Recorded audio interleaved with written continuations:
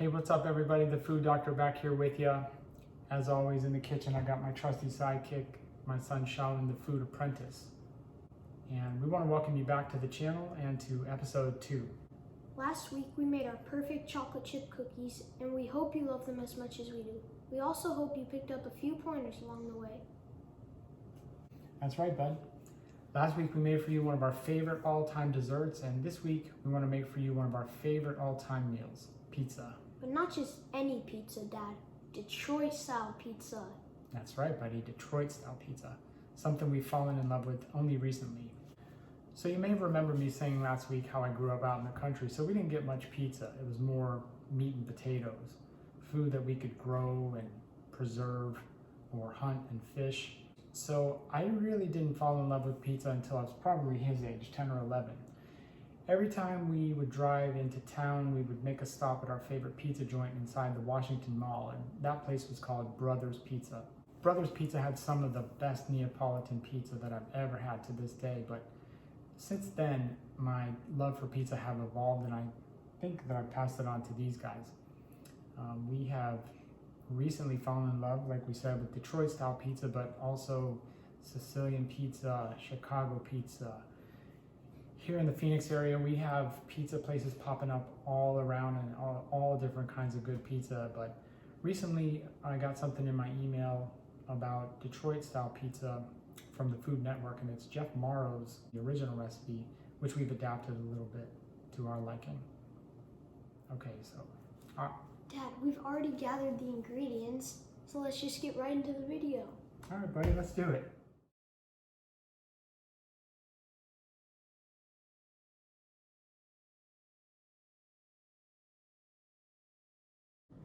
Okay, back here with you now, and it's time to assemble the pizza. So the first step, as always, is to preheat the oven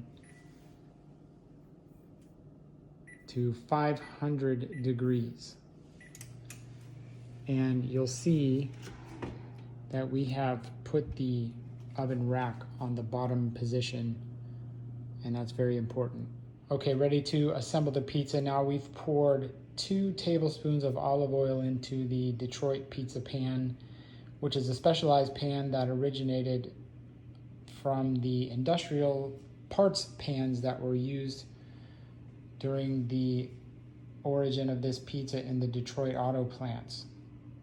What I've learned is that the workers would actually bring basic pizza making materials and actually form them up right on the line and cook them on the industrial fire. So there's a little bit of history for you. Okay, so I've distributed the olive oil around the bottom of the pan. As you can see, it's pooling a little bit in the bottom in certain spots, and that's very important for the way the pizza is going to be cooked. So the next step is to take the dough that's proofed up to about twice its size out of the bowl, and we're going to just roll it around here on the counter for about 10-15 seconds, just kind of get out any air pockets. Okay, so the next step is to put the dough in the pan and stretch it out to the corners gently. And it's okay to get a little bit of oil up in there. Okay, so as you can see, we have the pizza dough stretched out to almost the corners of the pan. It was being a little bit temperamental for us, so we just kind of decided to let it sit and rest for about 5 more minutes. But I think we're good now. So next come the toppings, and it doesn't really matter what toppings you use, but the order of the toppings is most important. All right, so for our half, the food apprentice and I are going to go with pepperoni, like the classic Detroit style pizza had. So on the second half of the pizza, and it looks like on our half of the pizza as well, we're going to have some peppers and onions. My wife is a vegetarian, and we always make her own half of the pizza because you know what they say, happy wife, happy life. Okay, next comes the cheese, and of course we have to be a house divided on this one as well.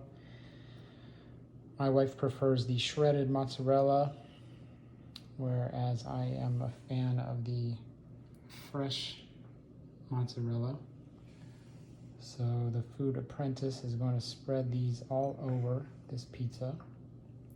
And we'll be back to show you about the sauce. Okay, so you can tell how that sauce really reduced down and thickened up. It looks gorgeous, smells amazing. So this is the most important step, the last step of the pizza assembly.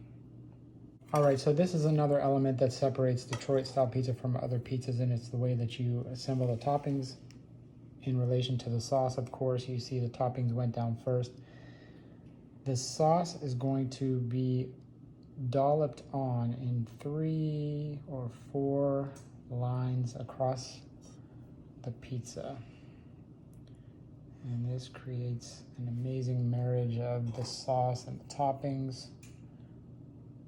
Comes out just perfect. Reminds me of the old pizza we used to get back home in the bingo hall. Okay, so the food apprentice is going to open the oven for me, and we're going to put this thing into the ultra hot oven for 10 to 15 minutes. And what we want to see is that golden brown bubbly cheese crust forming at the top. Okay, so here's one of those very important aspects about what makes this pizza so special. You can hear and see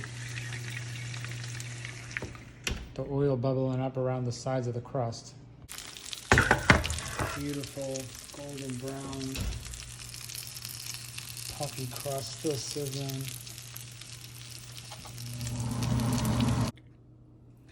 All right, so here's the challenging part, getting the pizza out of the pan in one piece onto the cutting board where we can slice it.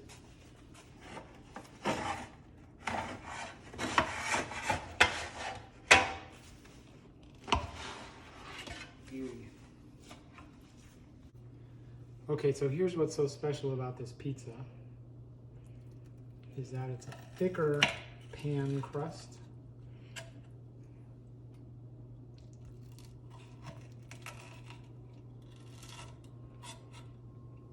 As you can see,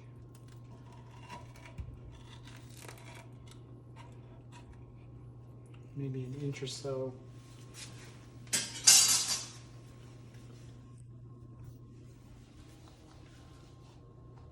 Right in there, that looks perfect.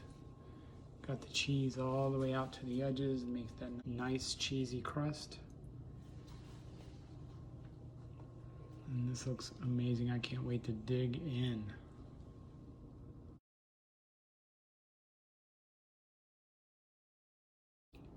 Okay, here we go. Moment of truth.